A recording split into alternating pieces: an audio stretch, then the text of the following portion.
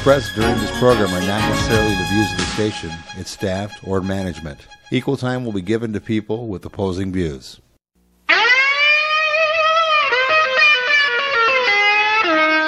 Well, you dadgum government, you sorry so-and-sos. You got your damn hands in every pocket of my clothes. Well, and good morning, Muskegon, and all of you out there in radio, podcast, and iHeartland, and even computerland if you're sitting there with your computer. I've got a lot of friends who listen to On Muskegon and they on their computer. They don't even have AM radios, which is, I guess, a sign of the times. But this is On Muskegon, and I'm Jim Riley here in Muskegon's Clear Channel Studios with my friend and engineer, that legendary man, Oscar Osbo. Oh, how clever are we on a Sunday morning? That's as good as it gets, folks. That's right. And but we do have two hosts here, two folks here with to help out. The equally legendary Professor Andy Fink. Good morning, Andy. Good morning, Jim and Oscar. And we got a new face here, Muskegon Community College trustee, and I would say certainly one of the bright faces in the local Democrat Party, Sean Mullally. And my employer. Thank you, Jim, and good morning to you too. Well, thank you. And as Andy said, Andy is essentially the employee of Sean Mullally, but of course, Sean, as an elected official, is the employee of all of us. So I guess, Andy, in the pecking order, you're way down there. That's the circle of life. Yeah, pretty much. Well, we do our best to keep our number one rating as West Michigan's top-rated political talk radio show. And, we are the only media that I'm aware of that has live political face-to-face with candidates. Of course, we've done many of the senatorial candidates, and we really don't have time, unfortunately, with only an hour and a half a week to talk to all of the candidates that are coming up for this primary election, but that's what we're going to focus on today. We will. This is, to me, a very critical election coming up. We have one-third of all the county commissioners, the prosecutor, the sheriff, and a whole slew of other elections on August 7th, which is the primary date, that will be determined solely in the primary. So those folks who look forward to the November elections, which certainly are very important as far as the president and the Senate, some of the other elected offices, but for Muskegon County, August 7th is really what it's all about. And, it's one of the reasons I consistently tell people to listen to this show is that even if you don't live in Greece, or even if you don't live here, but you don't live in Greece, you don't live in California, maybe you live in Detroit, or you know somebody who lives in Detroit. But the facts are that when Greece has problems, or California has problems, or as we well know and have known for decades, Detroit has had problems, money is diverted from our state funds and our local funds to go fix Detroit. When Muskegon Heights has gone through its terrible, terrible financial disaster, it's awful for the folks and the students and the parents in Muskegon Heights. But it's not just them who's paying. The rest of the state will be chipping in. So things that might have been done to make Muskegon, the city of Muskegon, or other of the municipalities in Muskegon County better, that money is going to be diverted to help get Muskegon Heights out of its mess. And I think most of us know that it truly is not rocket science. If you spend more than you bring in, you're going to end up in a mess. And we're seeing this happen, certainly in Muskegon County, at a frightening level. And we'll talk about that a little bit later. But this show matters no matter where you live in Michigan, because we're trying to keep Muskegon, the county of Muskegon, out of the kind of financial disasters that is very close to, but that Wayne County and Genesee County and certainly Muskegon Heights are facing today. So we don't want that to happen. We do believe that the sunlight of our show and the media, that when people know what's going on and we communicate that we do know what's going on to our elected officials, they'll do the right thing rather than kind of scurry around in the shadows, which sadly I believe they've been doing for far too long in Muskegon County.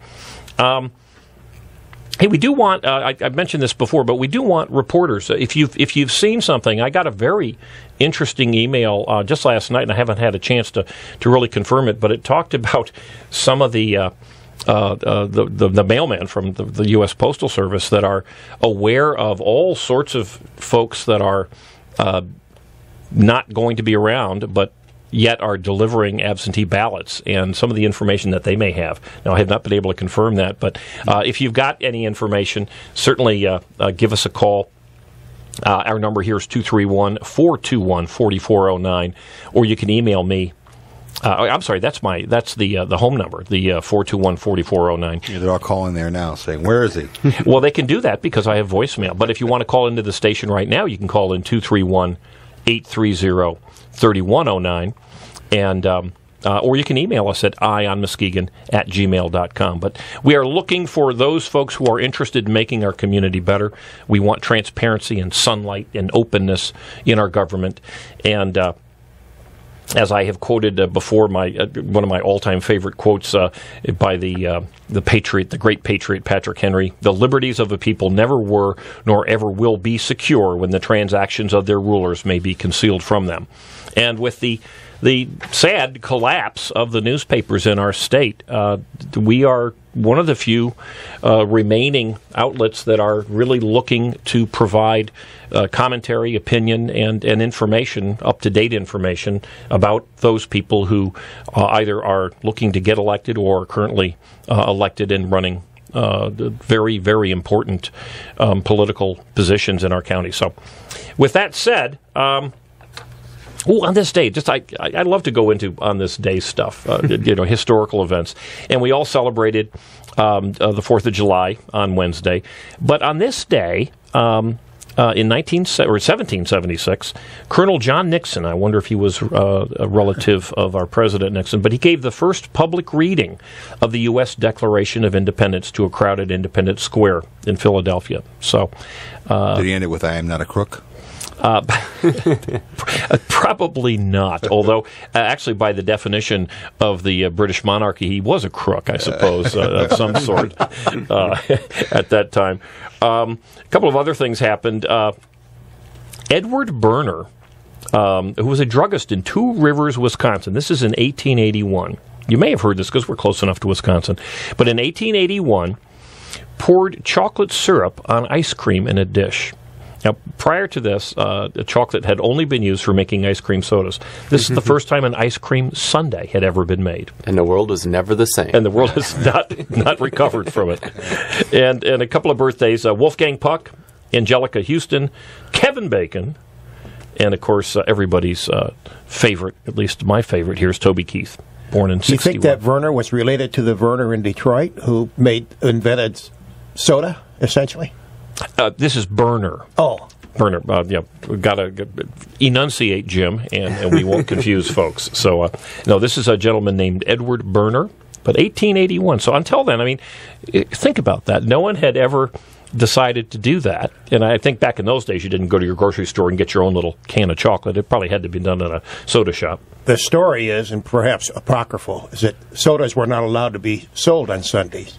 Oh, I have a vague memory of that. Yes. So he just took out the soda part and made an ice cream sundae. You know what? I'm glad you brought that up because I believe I've heard that same thing. Hey, a couple events that are coming up. One tonight. I don't know if you've ever seen the Truth in Jazz Orchestra, which is it's got about 20 people. Local Muskegon residents. They used to play at I think it was the West Side Inn, a bar. They all crowded in there, and I don't know if they do that any longer. But tonight they're at Fricano, the Fricano Event Center, 5:30, and they really are worth a visit. And that's something going on Sunday. And another thing I always like to we talk about this on the Talkin' Muskegon show during the week. But we have to go a week in advance because the LST 393 out there on Muskegon Lake, they have these fantastic movies on the deck. And I forget what they had last night. They had, Indiana Jones on Friday night. They had them on Friday nights. Which one, 1, 2, or 3? Indiana Jones and the Last Crusade. So I don't. That was the third one. That would have been the third. It might have been. Okay. That was with Sean. Turns out it wasn't the Last Crusade, but that was the third one. All right. Well, there we go. Well, you guys are well ahead of me on that. But coming up this Friday, July 13th, Casablanca. And, what better place to see one of the legendary great films than on the LST 393, talking about the events leading up to World War II. A World War II era film right on the deck of the World War II era boat. Black and white. The LST, even though it's got a lot of green, is really black and whitish. Play it again, Jim. There we go. And there's so many interesting misquotes from that movie. Oh, yes. Yeah, lots of them. There's one. Which, of course, all right there. There we go. Well, it wasn't Jim, of course, but it should have been. Sam. It wasn't played against Sam either. It was not. It wasn't. I forget what I remember that too. Yeah. But hey, another thing I do want to remember, because I quite often get off on a tangent. What a shock there! But I am at Carmen's every Tuesday and Thursday from 2:00 to 3:15 when there is a county commission meeting. And this month, because of the holiday week, there will be meetings every Tuesday and Thursday for the remainder of July. So if you're interested in a meeting with me and others who just show up, it's you don't need to buy anything, any coffee or any food or anything. Just sit down and talk about Muskegon politics. You're certainly welcome to do that. And right about 3:15, I leave Carmen's and I go over to the county building, where I have been going for now, over 2 years, almost 3 years, I guess, at this point, where I videotape the county commission meetings, and then I put those videos up on onmuskegon.com. And we got this fantastic music coming back. I guess we're looking for a break here, and we will be back. And when we come back, we're going to talk. We got our little candidate roundtable, and we're going to talk about those elections that will be final. Last chance, folks, on August 7th, because there are no opponents running in the November election. So we will be right back. Don't you love me sometime?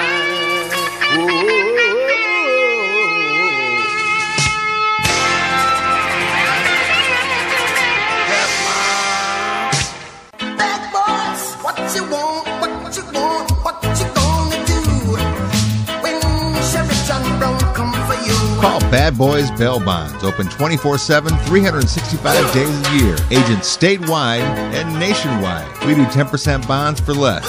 Call toll free 866-728-6400. And remember, if we can't get you out, you ain't getting out. Payment plans available. Call now 866-728-6400. Make a run for the border. Taco Bell is waiting to cook for you. Delicious tacos, nachos, chalupas, gorditas, quesadillas, or try their famous grilled stuffed burrito for only $1.99. Make it a combo for only $3.49. Their large variety includes specialties, combos, supreme salads, and kids' meals. Taco Bell, the best fast food north of the border. So walk in or drive up. Visit all of the Taco Bells in West Michigan. Open Sunday through Thursday, 10 a.m. to 11 p.m. Taco Bell's open Fridays and Saturdays from 10 a.m. until 1 a.m. Classic Computer Sales and Service. They buy, sell, trade, repair, and upgrade. New custom-built computers, 3-year guarantee, excludes laptops, or your computer tuned up with more memory, hard drive, or maybe a DVD burner installed for $49.95. Need cables, power supply, or get the computer built the way you want it. You can do it at Classic Computer in their new location, 1921 Apple Avenue, Suite B. Call 773-5957. Classic Computer with hometown quality service. I'm running for Circuit Court Judge in the 14th Circuit for the state of Michigan. In my 35 years of practicing law, I have had the luxury of practicing in almost all areas of the law, including personal injury, labor, construction, negligence, malpractice, real estate, divorce, contracts, insurance, zoning, criminal, many areas of the law. If I'm elected circuit court judge, it is unlikely that I will encounter much of any issue as a judge that I have not already encountered and have experience with as an attorney practicing law. The uniqueness has to do with the breadth and scope of my practice and experience that I've had over the years. Much of it in circuit court, but also in other venues as well as in judicial venues. Paid for by the committee to elect David Wells for Circuit Court Judge.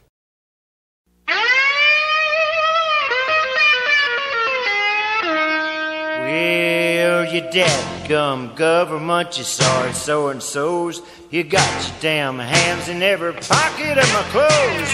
Alrighty, folks, we are back at On Muskegon, and we're doing our little mini roundtable with the four of us. But we are talking about some very, very important elections that will finalize candidates, extraordinarily important candidates, in this August 7th primary election, because they do not face a challenger in the other party. So that once they win in August, it's over, folks.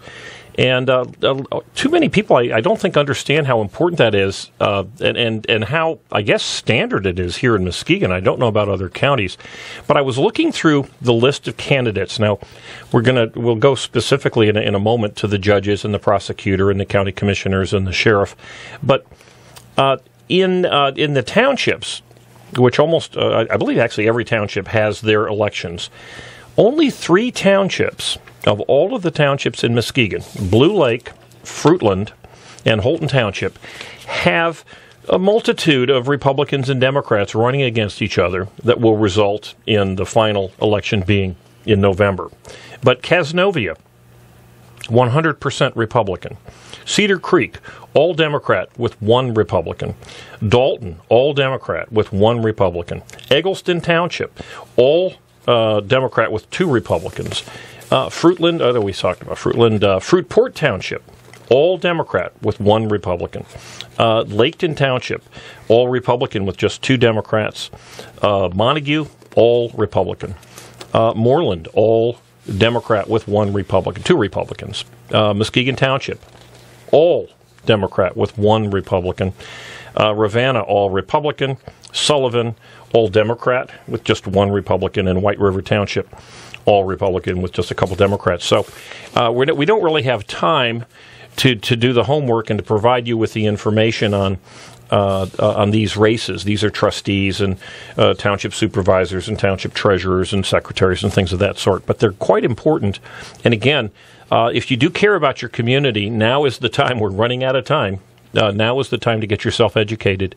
And like I say, I wish we did have more time. I had sent a letter, an open letter, which the Muskegon Chronicle did very nicely on their part publish, but it wasn't intended to be a published letter, not that I mind, but I was imploring them, I was pleading with them, and I sent a copy to President Nesberry at MCC, and I sent a copy to the folks at the Muskegon Chamber of Commerce, and of course the Muskegon Community or Muskegon Chronicle, asking them to get the information out, to provide either forums or debates or some other way for people to vote, because while the August 7th election is critically important, no matter how you cut it, it's important we get the information out now because the absentee ballots have been sent out. And in some of these races, you're going to have as many as half of the votes will come in, perhaps more than half of the votes will come in via absentee ballots.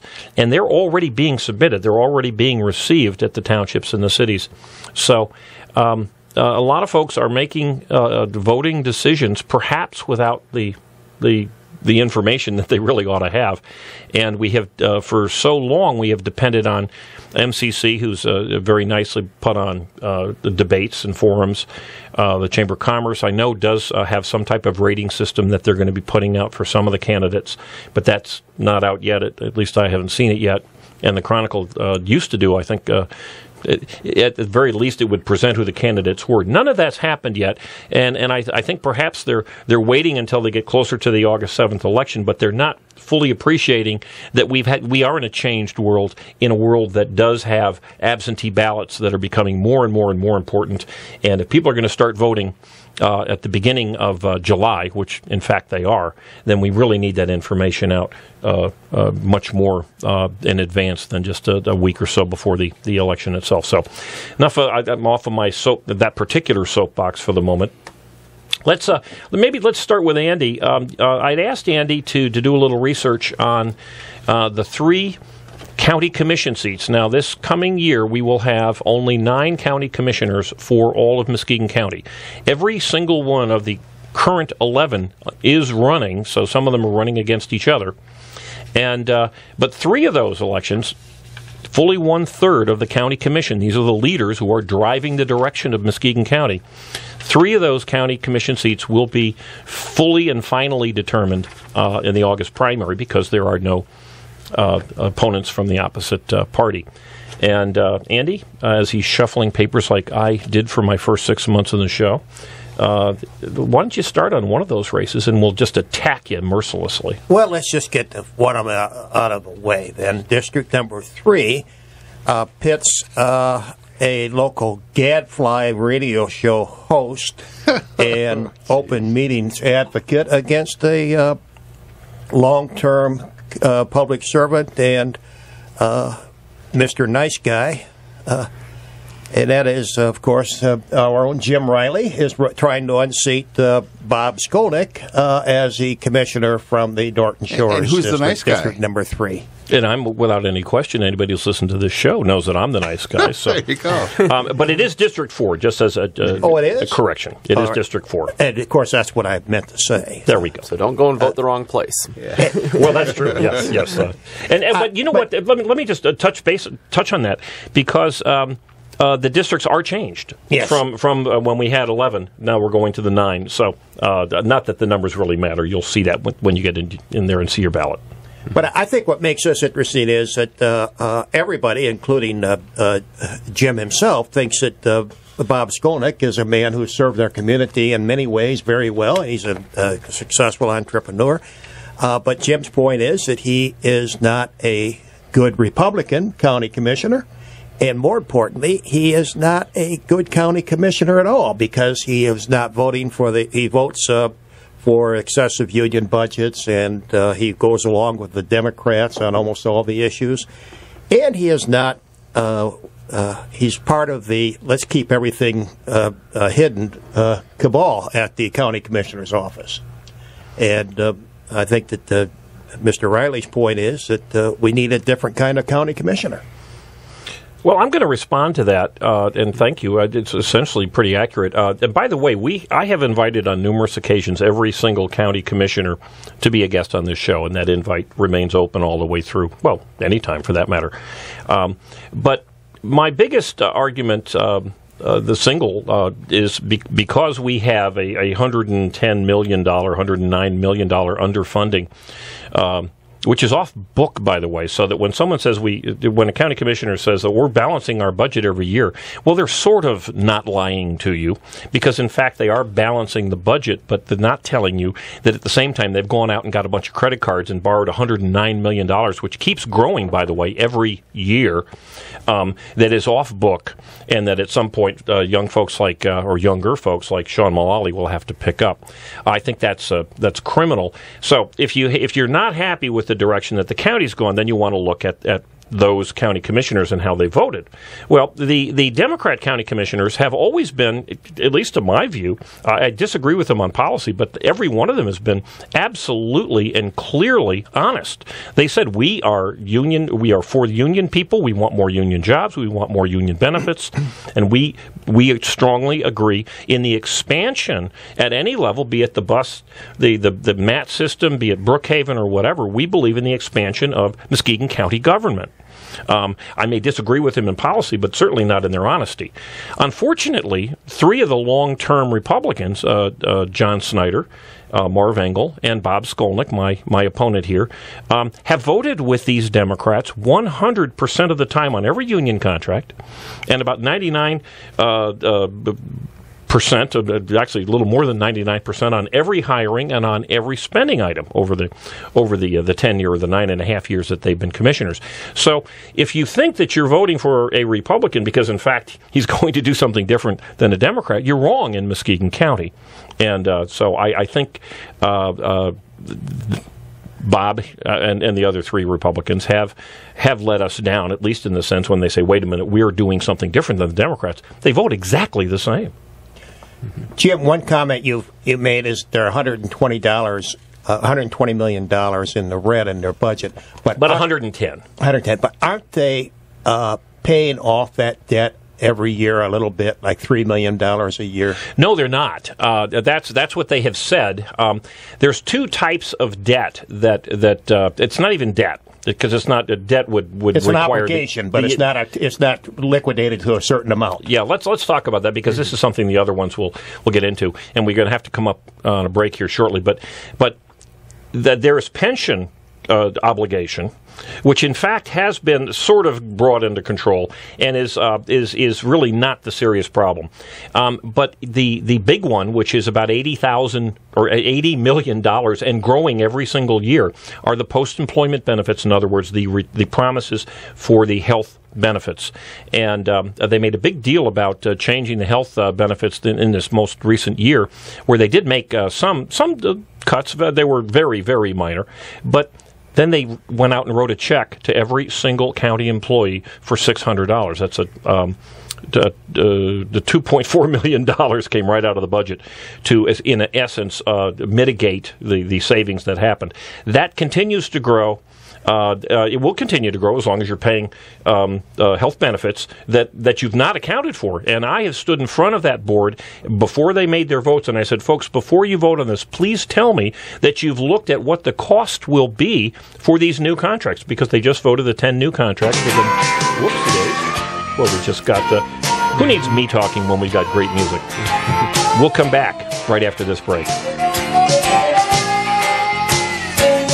I'm running for Circuit Court Judge in the 14th Circuit for the state of Michigan. I have been a neutral, that's the person in the center like a judge, Circuit Court case evaluator for 29 years. I have been trained and certified as a Circuit Court mediator for 11 years, and I am on the roster or panel in numerous courts throughout the state of Michigan where Circuit Court judges appoint me to be the mediator to attempt to resolve issues that are in litigation in circuit court. I've been doing that for 11 years now. Most of my work has been with the American Arbitration Association. So parties in a dispute will go to the American Arbitration Association and say, we have this matter that we want decided and we want to hire our own judge to make the decision in this case.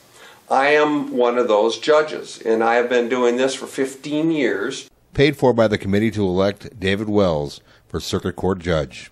Classic Computer Sales and Service. They buy, sell, trade, repair, and upgrade. New custom-built computers, 3-year guarantee, excludes laptops. Or your computer tuned up with more memory, hard drive, or maybe a DVD burner installed for $49.95. Need cables, power supply, or get the computer built the way you want it? You can do it at Classic Computer in their new location, 1921 Apple Avenue, Suite B. Call 773-5957.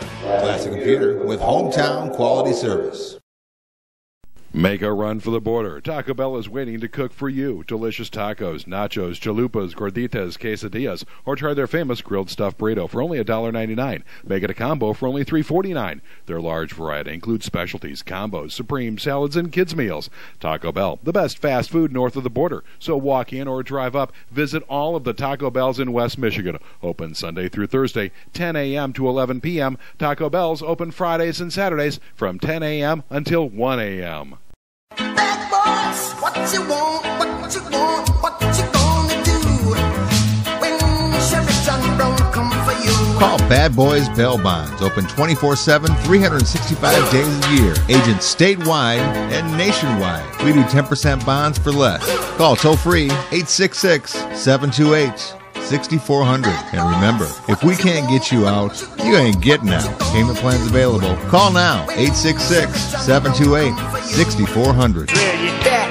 And we are back at On Muskegon, Muskegon County's #1 rated political talk radio show. Oscar Osbo, we've got Professor Fink, and we've got a newbie here with us, handling the left side of the table here, Sean Mullally. Thank you for showing up, folks. I think you should say author. Oh, that's right. Go to just Google Sean Mullally and bingo, it takes you right to his book site. And since you're here, why don't you give us a little the author's blurb about how fabulous your book is and where they can buy it? Well, it's We the Future is the title, and it's available online on my website, SeanMullally.com. I wrote it last year. I call it an equal mix of history, politics, and economics, three things that really interest me. Okay. And I learned plenty writing the book. I probably read 10 pages for every page I wrote doing the research. And, one would hope. Really enjoyed the process, and happy to share it with anyone and discuss. Now, I saw that it was on sale at Carmen's Cafe in downtown Muskegon. Do they still have copies available there? They still have copies there. Okay. And I've had it in Booked for the Season bookstore down in Lakeside, and the Book Rack in Norton Shores as well as the Book Nook and Java Shop up in Montague. Oh, great. Okay. And then can they also, if you just Google Sean Mullally and get to that site, can you order it online also?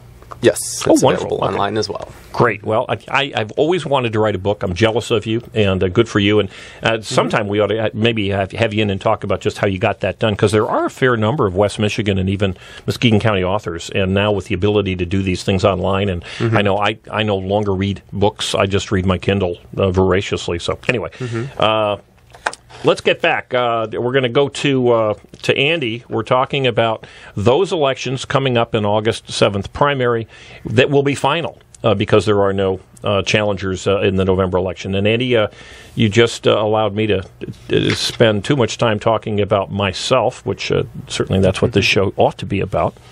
But you've got another one. Yes, in District 8, which is a district in the city of Muskegon.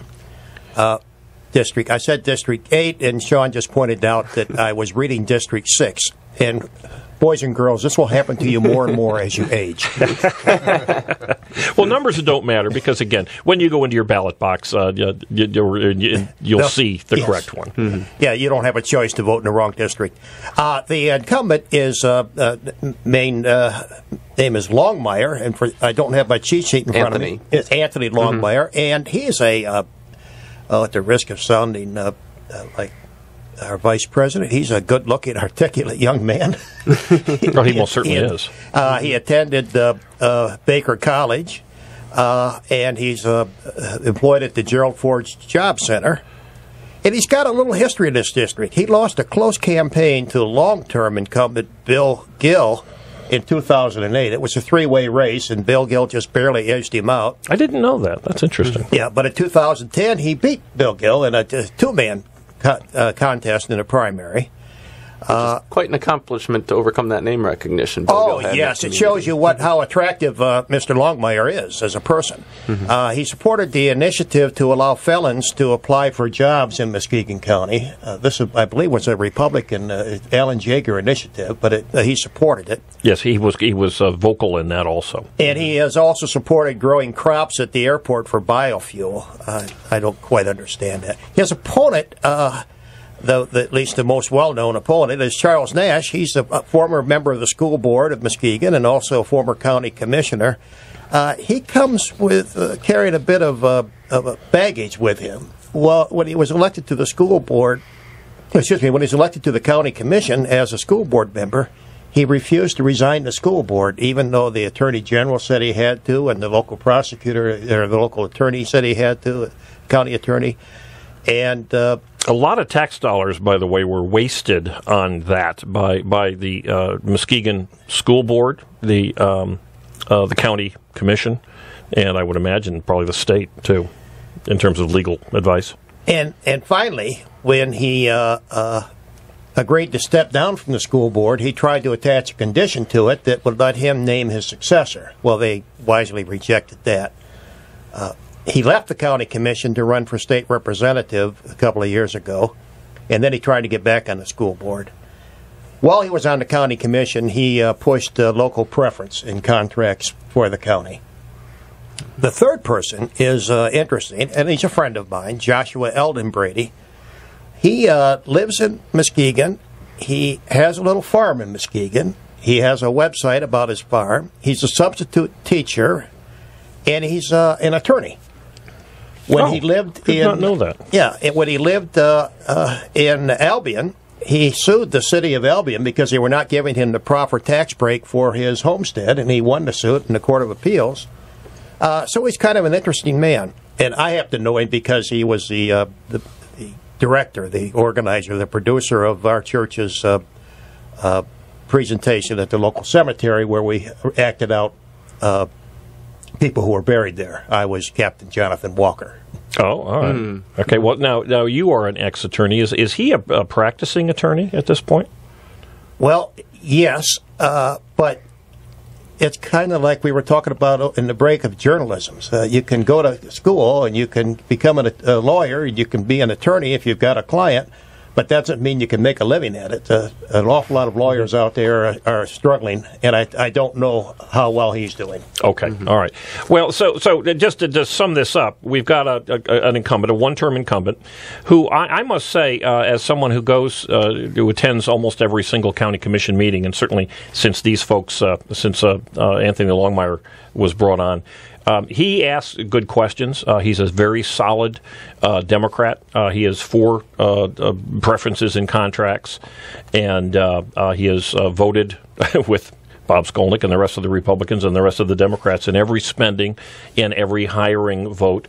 Charles Nash, I recall when I was going to the meetings, he was also, I thought, very involved. A guy who would ask questions. He was clear he was prepared when he went to the meetings, which is not clear with all of the county commissioners. And one thing I would like to say is I have seen some, and we're not going to talk about them in this get-together, but I have seen some of the candidates attending the county commission meetings, but very, very few. I have seen Charles Nash on occasion. I might have seen Joshua Brady, but I don't know who he is. 30-ish. With a long hair tied back in a ponytail. Okay. Do you know offhand if he has been attending the meetings? I don't know. Okay. All right. And certainly, Joshua, if you're listening and you've been attending those meetings, and you're welcome to pop up on the show, too, sometime. But anyway, I think that, again, it's all Democrat in this district. The winner here will go on, will be the county commissioner, 1 of 9 for the next 2 years. So I will tell you, the feel I have in the community is I think this race is going to come down to Longmire and Nash. And that's nothing against Eldon Brady. I'm just not seeing his name out there as much at this point. As far as Longmire and Nash go, they each have one-term experience now on the commission. Longmire's first term, and Nash had one term himself. Didn't run again, ran for a different office. I think the challenge for Nash is going to be convincing voters this is the job he wants. He's got some experience running for different positions. You know, he was on the school board originally, on the commission for a while, ran for state representative. He came very close to winning that state rep primary. And that's particularly interesting because, if I recall, it was when there were like 6 guys and 1 woman running. That was a crowded race, and I can tell you that from first-hand experience. Yes, it was a very crowded race. One of those 6 guys was sitting right here. Oh, really? Sean, I didn't know that. Yes. 2 years ago, 92nd House. Okay. Well, we'll learn something at On Muskegon every single minute of every single hour and a half. But I think if Charles Nash can convince voters, this is the job I want. You elect me, I'm going to do this, I'm going to stick it out for a while, I think he'll win. If he can make that argument. But that's going to be a challenge for him, I think, because people see he gets elected to one position and he has aspirations. Okay, and there's nothing wrong with ambition in this life, but... Yes, so him and Sarah Palin. Okay. Well, that's interesting. Well, that's right. There have been people do question, are you serious about that particular issue? And like you say, it's up to him to clarify it and convince people that, in fact, this is what he wants to do. I know this, that I would really like to see more of these folks who are running start attending these meetings so they know what's going on, because I know as somebody who is very interested and involved, it takes a while to figure out what's going on. So you're pointing, and I don't know what you're pointing at. I'm pointing at the clock. Okay. Oh, there we go. Okay, let's move on. Let's take that 3rd county commission seat. Which would be which one? This would be Susie Hughes, who is challenging the incumbent Scott Plummer. This is in Muskegon Township, which I mentioned earlier is 100%. With one minor exception, Democrat. So again, if you live in Muskegon Township, you definitely want to be voting in the August 7th primary. Matter of fact, while Andy is digging for his stuff, we've got a call. Let's take that. Caller, are you on the line? Hello. This is Joshua Eldon Brady. Well, there we go. Okay, well, good to hear from you. Morning, Josh. I'd start with just clarifying. Andy kind of hit it spot on with his assumption about the legal practice. We're stuck in that some business, but not enough to live on. I have made it to a couple of the county commission meetings. Wonderful. I'm glad you clarified that. Most of the year I work sub-teaching and don't get out of school until about 4:15 or 4:30. Not able to a whole lot during the year. That's something that I would like to change, and I would hope all the new commissioners would do, is that if we could make these meetings a little more accessible, maybe later in the day to folks, I think that would be a plus. But go ahead. Well, I would definitely agree with that. I think when we were a more industrial city working on the shift schedule, being at 3:30 right after the first shift made a lot of sense, but today we're working with a lot more people that are working on 9 to 5s, and it does limit accessibility a lot, which is one of the big issues. That was actually one of the concerns I expressed at the last meeting I was at, is the accessibility and openness with what's happening with the jail decisions. And that we're not being open. We're not letting people know all the information. We're not being welcoming to people to give input. Joshua, I couldn't agree with you more. As you may know, I was involved with Attorney David Wells, who's a candidate for judge, circuit court judge. But we did have to file a lawsuit against the county for violation of Freedom of Information Act and Open Meetings Act about the Brookhaven debacle, which it appears that we have won at this point. We'll talk about that at another show, but they don't want to share information with the little people, and you apparently are one of them, as am I.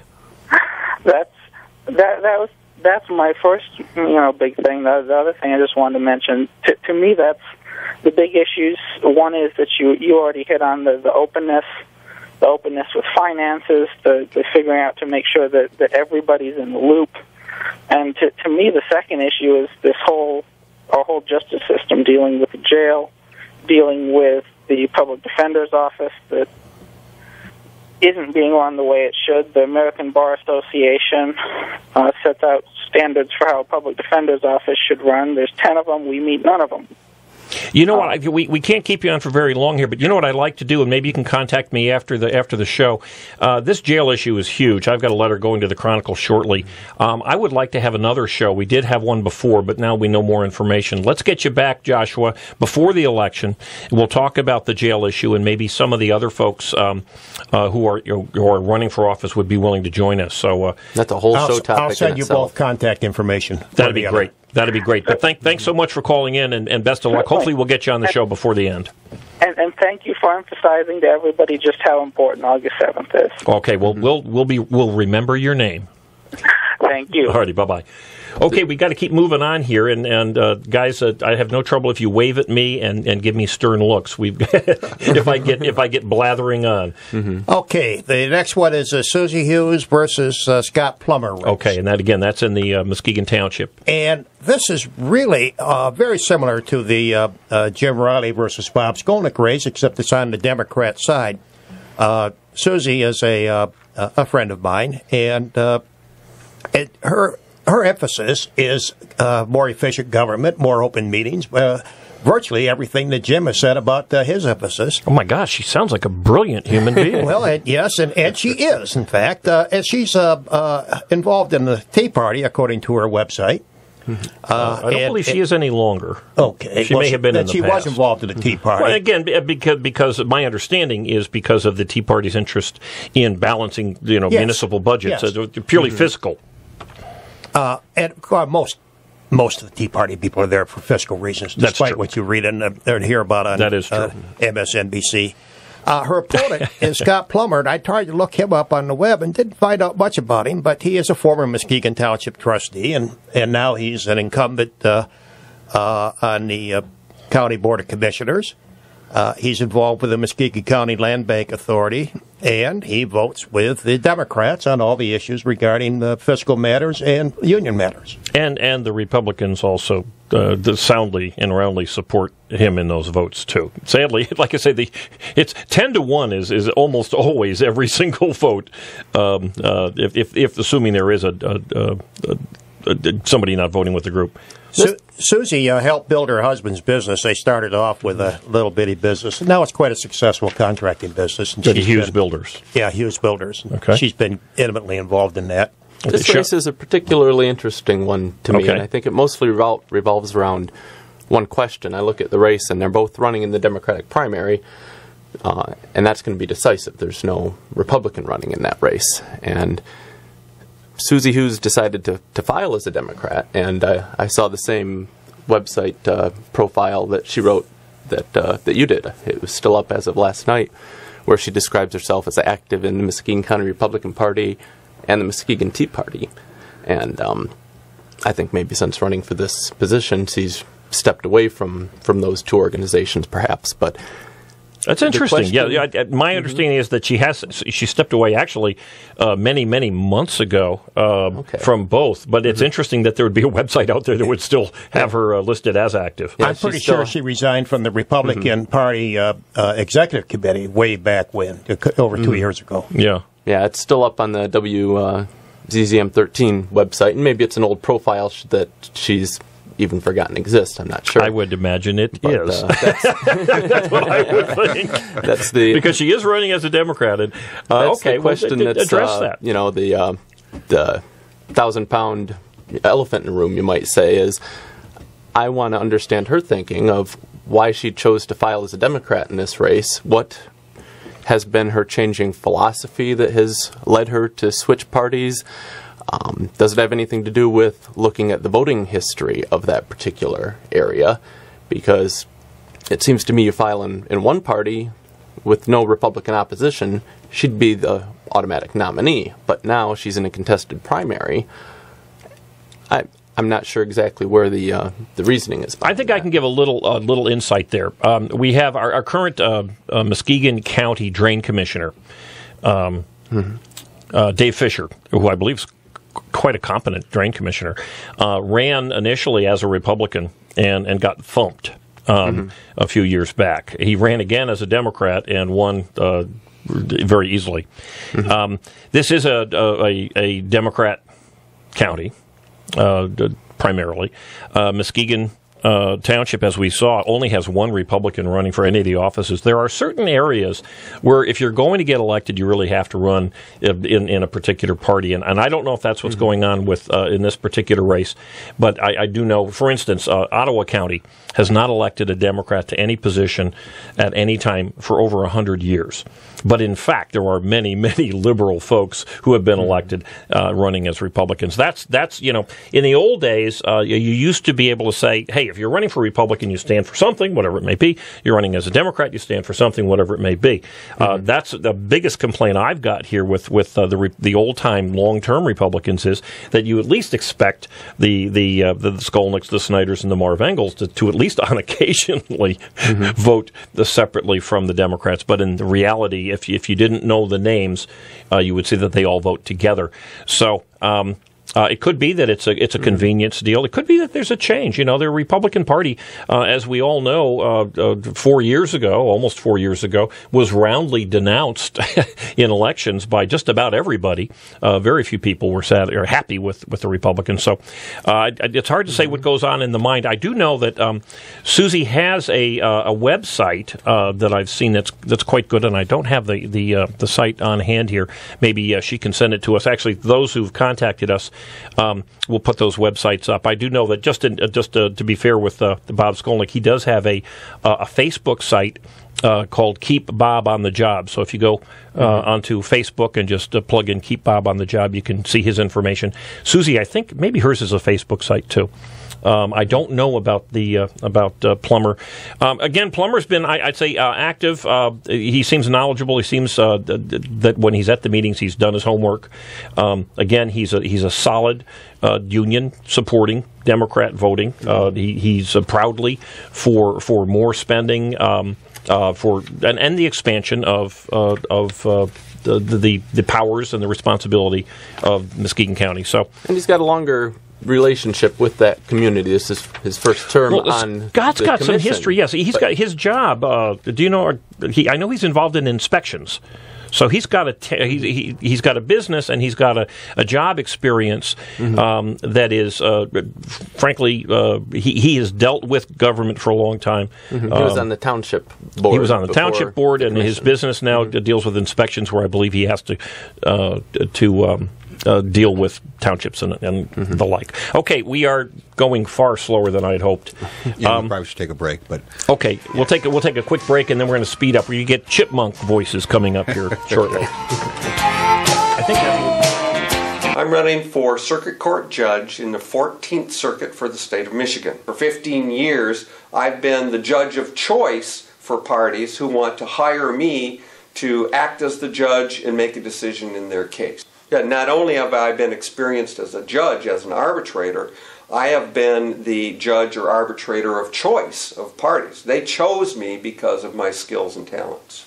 I doubt that any of my opponents in this race have any experience at all, either being a circuit court mediator or certainly an arbitrator. At least to my knowledge, I don't think they have any experience like that. So I believe I do have probably the broadest and most extensive experience for this job of any of the candidates running. Experience really does matter, and it sounds to me like you bring an awful lot of that to the table. Thank you. Paid for by the committee to elect David Wells for Circuit Court Judge.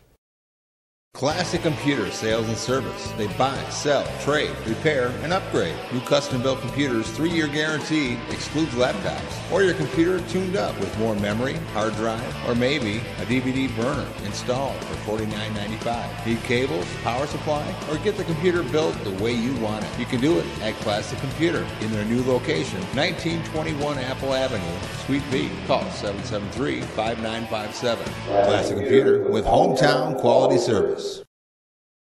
Make a run for the border. Taco Bell is waiting to cook for you. Delicious tacos, nachos, chalupas, gorditas, quesadillas, or try their famous grilled stuffed burrito for only $1.99. Make it a combo for only $3.49. Their large variety includes specialties, combos, supreme, salads, and kids' meals. Taco Bell, the best fast food north of the border. So walk in or drive up. Visit all of the Taco Bells in West Michigan. Open Sunday through Thursday, 10 a.m. to 11 p.m. Taco Bell's open Fridays and Saturdays from 10 a.m. until 1 a.m. Bad boys, what you want, what you want, what you gonna do when Sheriff John Brown come for you? Call Bad Boys Bail Bonds. Open 24/7, 365 days a year. Agents statewide and nationwide. We do 10% bonds for less. Call toll free 866-728-6400. And remember, if we can't get you out, you ain't getting out. Payment plans available. Call now, 866-728-6400. Well, you dadgum government, you sorry so-and-sos. You got your damn hands in every pocket of my clothes. Well, you dadgum. Dadgum government. Well, we may not be fond of government, but we still have to vote these folks in. And before we get to the prosecutor and the sheriff, I'd just like to add one thing. You know, a lot of folks at the end of the Bush administration said, "My golly, I'm just so sick and tired of these Republicans that they've been running the show. We're going to try something else." I think that for those of you who don't really have a super handle on who should I vote for, at least on these the political offices, one thing that I would recommend, and obviously this is self-serving, but it's going to be a fact. If you're happy with the direction that Muskegon County is going, if you believe that they've got their debt in control, and you believe that Brookhaven and other things are being handled well, then you ought to vote for the incumbents. If you like what you're getting, keep doing what you're doing. Exactly. But if you think that there is a better way, if you think that there's something that really needs to be changed, the only possible way for it to be changed is to replace those people who've been making those decisions. So Republican or Democrat. Republican or Democrat, exactly. For those of you, for instance, we didn't get as detailed as I would like with the Longmire, Nash, and Eldon Brady can't deal. But the point being is that if you think Muskegon County's been driven correctly, wonderful. Stick with the incumbent. If not, throw the bums out, kind of a thing. Can I endorse Susie? Just one thing about her is that you can tell just by looking at the pictures that Susie takes around the Muskegon area that Susie loves her community, just from the pictures. Well, loving your community, which is lovely, but that doesn't necessarily make one a great county commissioner. You got to love accounting and bookkeeping and loves numbers. the community. Well, yeah. Again, love is one thing, but okay. Let's get to the sheriff. Speaking of love, these are the folks that are going to fill our jail, and we will. We're going to do a big jail thing in a couple weeks. But go right ahead, Sean. You're the expert on this. Well, we've got a couple of folks running for sheriff. We've got the incumbent Dean Rossler, and he's being challenged by John or Jay Jerkus, and both of them have. No, don't we have three though? There's a Joel Dobus also. There's a third. I think he's out there as well. Okay, and they're all Democrats. Yep, I'm not as familiar with him, but I know that Rossler's been in there. He's got the incumbency working in his favor. Got the last name working in his favor. The last name working in his favor. He had his father was very popular up in Montague, longtime first chief of police and mayor, Henry Rossler. So that was our sheriff's father who just passed away. Passed away recently, back in November after a very long time of public service. Okay. And he'll be missed there. The pumpkin fest will never be the same. Yeah, there we go. Dean pays homage to him a little bit in some of his mailings, and I think the apple doesn't fall far from the tree. Both working in law enforcement, and the same goes for Jay Jerkus as far as it running in the family. His brother George Jerkus is, of course, our former county sheriff before Dean Rossler. Okay, so we've got the two big names. We've got the Kennedys and the Bushes running against each other, I guess you'd say, the dynasties. Who's the Bushes? And I'm not sure that you should vote for someone because of their last name, but to a degree, it does seem to run in the blood for both of these fellas. Well, have either one come up with or any of the three come up with any real specific arguments as to why you should vote for them? Well, I know that both of them have a history in law enforcement. Jay is retired from he was a former sheriff. Yep, in the sheriff's department. He's in his retirement now. He's working in photography. Okay. Looking to get back into the sheriff's department as the elected position. But he ran most recently in 2010 for the county commission. And he ran actually against Bob Skolnick. He did. So, position that you're familiar with yourself. Yes, that exactly am. He had some concerns that I think are perhaps similar to your own, and that's keeping costs under control. And he highlighted what the commissioners were paid as being maybe a bit high. So, boy, that's the truth. The compensation to the current county commissioners is in the neighborhood of $40,000 a year in terms of total cost, but separate issue. But I think one of the big things there is hovering over that race, as well as the prosecutor's race and a lot of the commission races, is the jail. Now, Rossler is very clearly a supporter. He is the leader of the charge. He's been most articulate in the fact in his saying that we need a brand new jail building. How does Jerkus? Where does he come out on that? I haven't heard him talk as much about it, but given his fiscal conservative background, I might anticipate he'd be a little bit more wary on the spending. But I can't speak for him not having heard his position on that. Do these guys have websites? Do you know, or blogs, or Facebook sites, or ways that we can find out what they do stand for specifically? They do both have websites. Okay, good. I was able to find those. I don't have the websites. Yeah, you can probably just Google it. My fingertips, but I did Google them, just their names, and the websites came up. So I could do a little bit more research that way on them. Now, do we know much about the other fellow who's running, Joel Dobus? Is that pronounced correctly? Dobis? I was not able to find anything on him. Okay, so all right. I know he have much to share. He seemed to be kind of a last-minute entry there.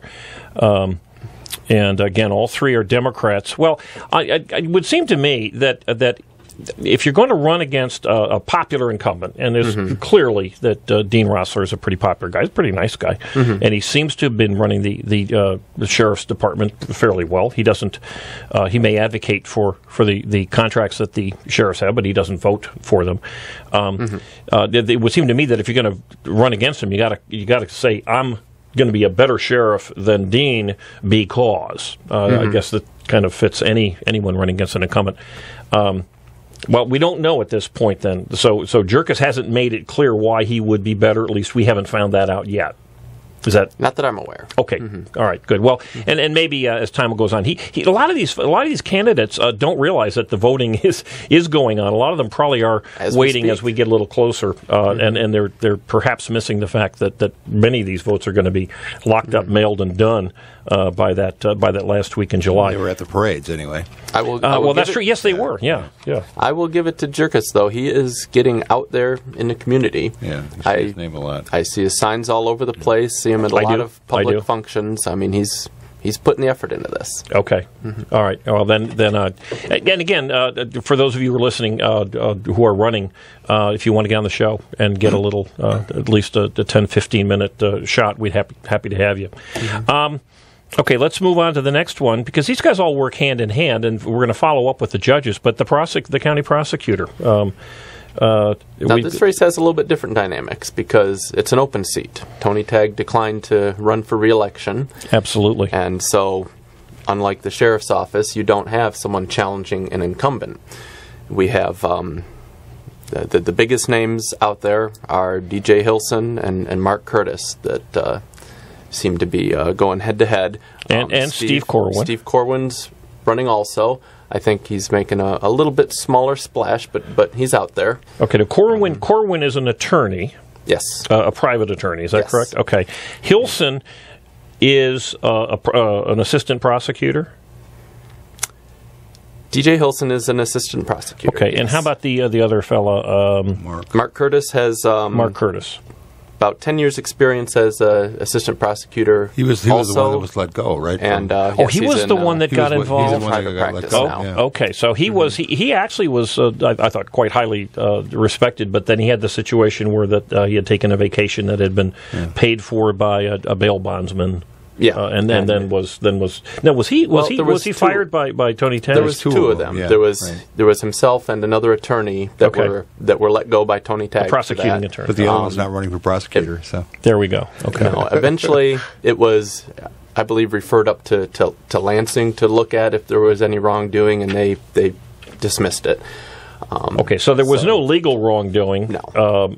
Okay, so there might have very well have been some bad blood between Tony Tagg. What it looks like to me is just a case of office politics. Oh, really? Yeah. That's interesting. It's kind of what I said in the beginning of it. Yeah. Anyway, and as it now comes out to election time, where you have the person Tony Tagg's endorsed, and I think has been behind for a while, DJ Hilson, and Mark Curtis challenging him. Yeah, maybe that's perhaps some of that office politics coming out. Yeah. I don't know what went on behind closed doors there, but what I can tell you from looking at the resumes of those couple of candidates, they both have about a decade, DJ Hilson 12 years, Mark Curtis 10 years, experience in the prosecutor's office. So they both know it inside and out. DJ Hilson does have Tony Tagg's endorsement, so generally, I would think, like trying to simplify things. If you like the way Tony Tagg handled the prosecutor's office, then DJ Hilson is the guy. He's been endorsed by him. Mm-hmm. If you're looking for a little bit of change, maybe a fresh perspective, a different Mark perspective. Curtis is your man. Okay, but then again, he worked for Tony with Tony for a long time too. So then again, I mean, how much change is that going to be? Well, that's a good question, Well, and he'd have to articulate that. With Tony having chimed in and endorsed DJ Hilson, I think he fired that the gives guy, you a little bit of signal. Why would he endorse Mark after he may fired have. him? We don't know why he got. Well, we know why ostensibly he got fired, but as Sean said, we probably don't know the whole story. Right. Yeah, there's probably more to that, and it may very well have been involved in a philosophical difference in terms of how we handle cases. Tony Tagg was known as someone who was more aggressive on crime and going after folks a little harder than some judges. Certainly, I know some of the current judges in Muskegon County feel that there's a little too much over there. So you have a choice between the two, maybe. Now, Steve Corwin, how about him? Steve Corwin, I tried to look up some information on him. His campaign website's still in construction. Oh, so I'm not sure how organized his campaign is. I know one of our more well-respected elder statesmen in the community, Harry Knutson, has just recently come out behind Mark Curtis and given him his endorsement. Oh, he has. And, okay. As far as being a different path from what we've seen with Tony Tagg, one of the things that Mark has emphasized is he's going to be as low profile a prosecutor as he can be. He won't be TV Tony. One of the criticisms, is TV Tony. Anytime a crime is committed in Muskegon County, you see Tony Tagg's face all over the TV screens. I'm surprised Tony didn't carry a big stick when he was doing his commercials, too. He might very well be doing that. I've heard it from people that live in Kent County. They know who the Muskegon County prosecutor is. They don't know who the Kent County prosecutor is. And these are people that live in Grand Rapids. I don't think we need to be having such a high profile every time a crime is committed around here. I don't think our crime rate is any worse than a lot of other comparable communities. That doesn't say good things about Muskegon as far as our prosecutor's office has been marketing our crime. Right. And so I think that's an interesting point. Well, that's an interesting comment that the prosecutor has been marketing our crime. Right. Well, again, I think you have a fairly simple choice here, at least to the extent that if you believe that the prosecutor's office has been handled well, then DJ Hilson is the guy. If you think that there's a change, especially a change necessary, but with somebody who's had hands-on experience as a prosecutor, then you've got. Oh golly, that's pretty much how I would sum it up. Mark Curtis, and the other fellow, Steve Corwin, of course, is a very well respected local attorney, and again he'll have to make his own case because we couldn't find his website. I think that's a good summary, Jim. I think DJ Hilson, you've got a very clear continuation of the Tony Tagg years, and with Mark Curtis, you've got an opportunity for fresh, new leadership, but yet at the same time, he brings that 10 years of experience in the prosecutor's office. So you're not just getting somebody new green off the street. Well, let's go back to the same thing we talked about with the sheriff or the county commissioners. Again, if you are satisfied, you really think things were great, then you got some fairly easy choices to make. If you say, wait a minute, I'm not all that satisfied, I'm going to try something new, you've got two different guys to choose from, one of whom does have 10 years, like you say, experience as a prosecutor. So, all righty. We are actually not too bad. We've got 6 judicial offices, or 6 judicial candidates for one office. And one thing that's critical, it does say this on the ballot, but you can only vote for one. If you vote for 2, you will spoil your ballot. Okay, we've got 6 very well-qualified folks running for one judicial seat. The top 2 vote-getters will then go on into the November election, but you only can vote for one. So please remember that. Take a quick break, though, before we get into that. Okay, and then we'll take a break and come back and talk about judges. I'm running for Circuit Court Judge in the 14th Circuit for the state of Michigan. As a Circuit Court Judge, I would do my very best and promote not only maintaining the courts that we have and building up the fledgling ones that we have, but also developing a drug court in Muskegon. I think it's very important. It's going to take a Circuit Court Judge who is dedicated to this because it involves a lot of coordination with the prosecutor's office and the defender's office.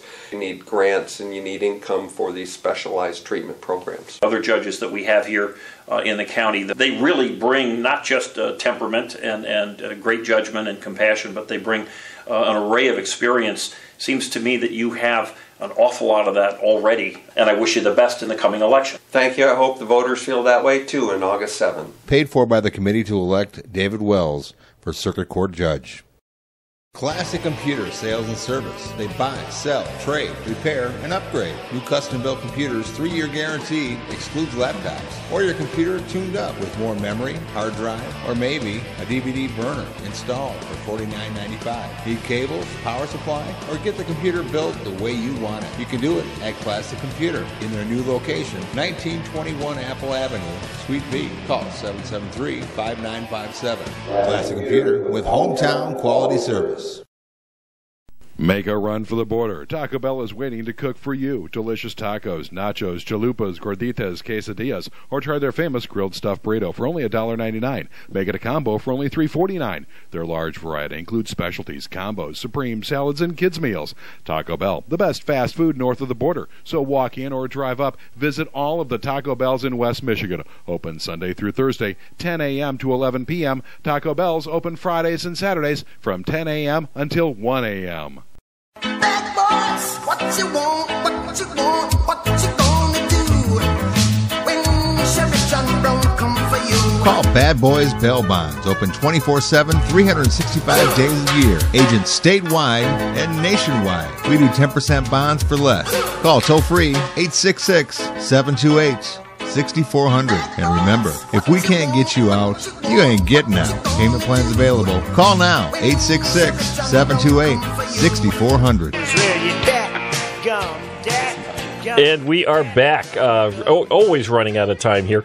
We've got to hit the judges here. 6 judges running for the top 2 positions will go into November. Make sure you only vote for one. Andy, you are judicial. You're an attorney. It makes perfect sense that you would be the judicial guru for this show. And I before I get into the attorneys, I do want to make a comment on the last 2 races, and that is this. If you're not a Democrat, and if you're not going to vote in the Democratic primary, you have no say on who our county prosecutor and who our county sheriff is going to be. And I don't think that there's a Republican or Democratic way to run the sheriff's department or the prosecutor's office, and I wonder why they're political offices. Well, and the same goes for some of the commission races, too, yep. Particularly the 3rd district there. Yep. We've got, with our somewhat closed primary system, if you want to participate in one party's primary, you have to vote strictly on that side of the ticket. So, well, I think it makes sense for the county commissioners to have a Republican and Democrat, but I agree with what Andy just said, which was why are sheriff and prosecutor and drain commissioners, are they political? I believe because of the state constitution demands it, but that would be certainly something that if I was running for state rep or something, I might champion that. Perhaps we could change that. But we're tight on time here. We do get a chance to vote for the judge, no matter which party we vote for. Yes, and these are nonpartisan. These are nonpartisan. Which makes it even harder because typically, if someone's going to ally themselves with the Republican or Democrat Party, you at least have a sense, okay, well, they stand for this, they sort of stand for that, or at least they pretend to. Here we don't, it's nonpartisan, so it's much tougher. While I'm a lawyer, I've never practiced in Michigan, and I don't know these candidates except for 1 or 2 of them. So I want to tell you that it looks to me, from on paper, that we have 6 good candidates, and we're likely to get a good judge. If you want more information, I would urge you to talk to your lawyer friends and find out about these guys. Mm-hmm. Oh, that's that's an excellent spot. If you know an attorney who you respect, which of course that could be problematic in and of itself, but if you do know one, that was a joke. But ask them. That's one way to get some information. But also, we're going to listen to Andy, and he's going to tell us. All right, Joe Bush.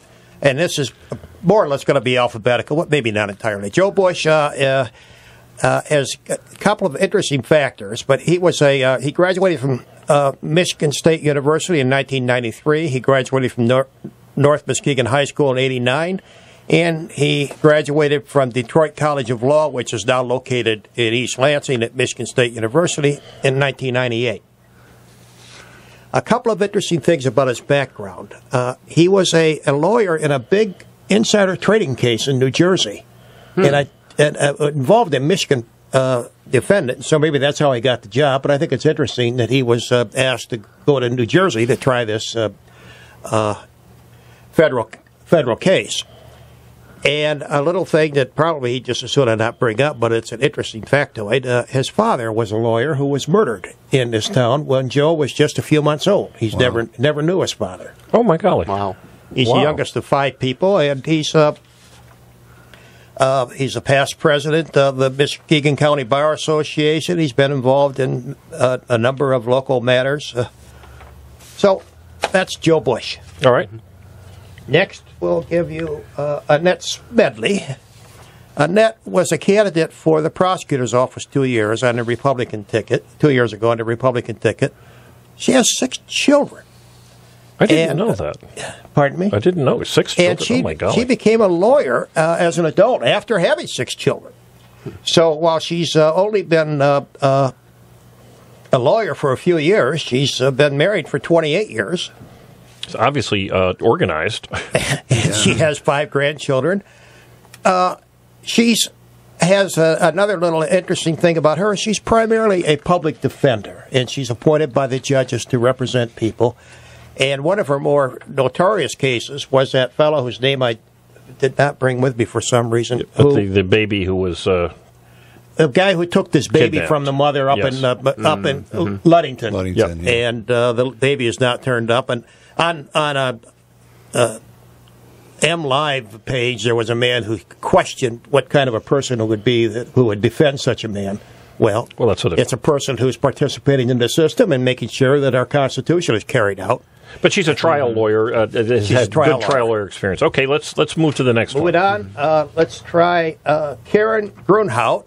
She specializes in family law and Social Security disability, and she has experience in both criminal law and civil law. And she's been a circuit court referee for Muskegon and Ottawa counties. And I believe the circuit court referee doesn't do anything finally unless people appeal. They don't appeal, and it is a judicial position. Okay, well, she is an attorney, and she has a family law practice. Yeah. Mm-hmm. Okay. Let's see. Raymond Kostrad. Oh, boy. Can anybody pronounce that? Kostrava? Yeah. There's no B. Okay. Well, I've heard it. You figure it out. There we go. Okay. And I'm reading here, he's a senior Muskegon County assistant prosecutor. Yes. Another one of these. Boy, we're going to need a whole bunch of prosecutors after this election. He ran for district judge 2 years ago against...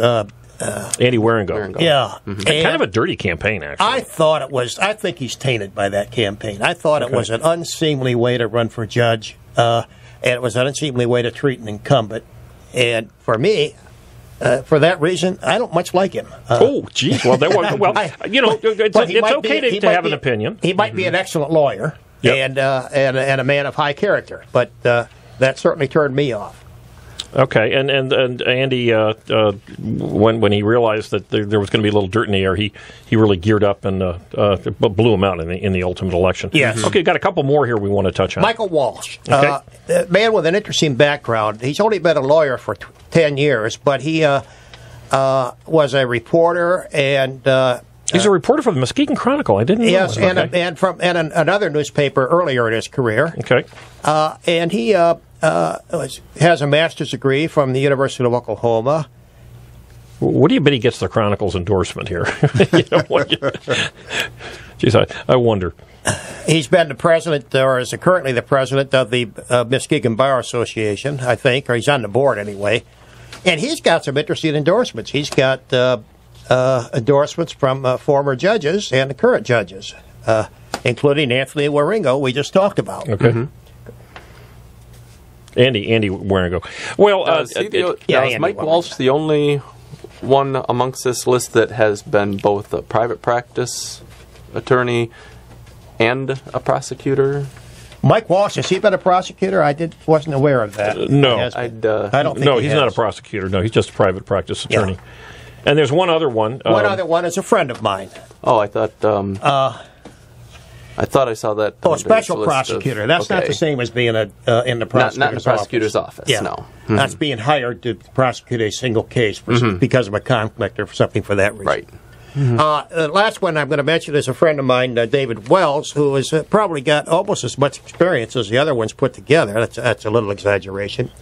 But he's been a lawyer since 1976, and he practices in Whitehall. He used to practice in Muskegon. He was a managing attorney of one of Muskegon's prominent firms when he decided to move up to Whitehall. He's been an arbitrator, which is a judicial-like position, for a number of years, for over 20 years. Well, it's like a private judge, is it not? It's like a private judge. I've got a friend of mine who... But the point of it is you must make decisions. You must rule on evidence, and you must make decisions. And he works for the courts as not an arbitrator, but a mediator to help settle civil cases. And so he's quite familiar with the judicial system. I had a friend of mine who's an attorney tell me that David Wells was the best trial attorney he'd ever seen. This was a few years ago. So, I know that, of course, David is also a friend of mine, so I'm a little prejudiced here. But I liked what you said. In terms of experience, it looks like every one of these folks would make an adequate judge. I know that David does have a pretty broad experience, and he brings two things to the table that a lot of people don't know. One, he's the father of an autistic child, so he understands what goes on, and he and his wife, by the way, have had foster children over time. But also, he is on the board of the American Osteopathic Association, where they certify osteopathic hospitals, and he has a knowledge of medicine that few attorneys have, and the things that are involved there. And his father was a physician. He was on the board of directors of well, he's thinking. I was going to say too that he treats people with respect. Also, yes. That's one thing I liked about David. Without any comment on the character of the others, because I don't know them, I can say that David Wells is a man of the highest integrity character. Well, this is going to be a particularly important election, I think, because I agree. You look at judicial judges once they're elected, they're typically not voted out of office. It's for life, you bet. I mean, they're rarely challenged, for one thing, and when they are, like we saw a couple of years ago with Wieringo, even when they're challenged, they tend to get reelected. So yeah, this is almost like a Supreme Court justice. If you love the fact that we're not quite sure what we got with John Roberts as a Supreme Court justice, these folks aren't going to make quite as weighty decisions, but we will be living with them for a very, very long time, and. I think what we'll try to do on the website is have links to their websites. But again, these are going to be final. We're running again at the end of our time here. Just a couple things just to tie up here. We do post this entire show on the EyeOnMuskegon.com show. We usually get them up on Sunday afternoons.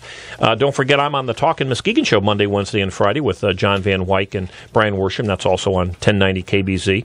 Oscar's got us on primetime, baby. Every Monday night, TV 38 or Comcast Channel 397. Our little group here, we've got the video going on. You can watch us in primetime on Monday nights. I'm a television star? On television. You are a television star. Hey, thanks to Oscar. That's why you combed your hair. Professor Fink, Sean, all you listeners, thank you so much. We appreciate you. Be in touch with us. You can email us, give us a call. We need you to spread the word. We are interested in making our community a better place, and the best way we can do that is to get the word out and what's going on. Well, thanks for having us on, Jim. Well, you guys have been great. Appreciate it.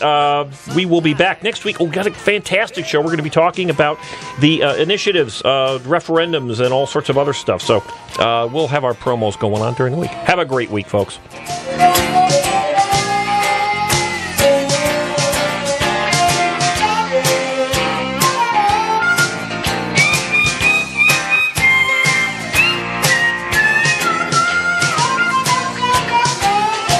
Oh, don't you love me sometime?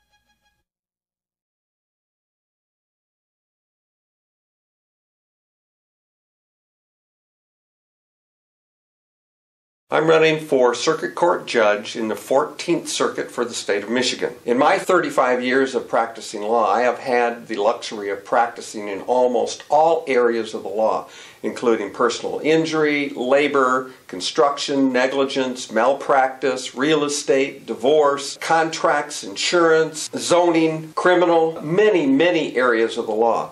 If I'm elected circuit court judge, it is unlikely that I will encounter much of any issue as a judge that I have not already encountered and have experience with as an attorney practicing law. The uniqueness has to do with the breadth and scope of my practice and experience that I've had over the years. Much of it in circuit court, but also in other venues as well as in judicial venues.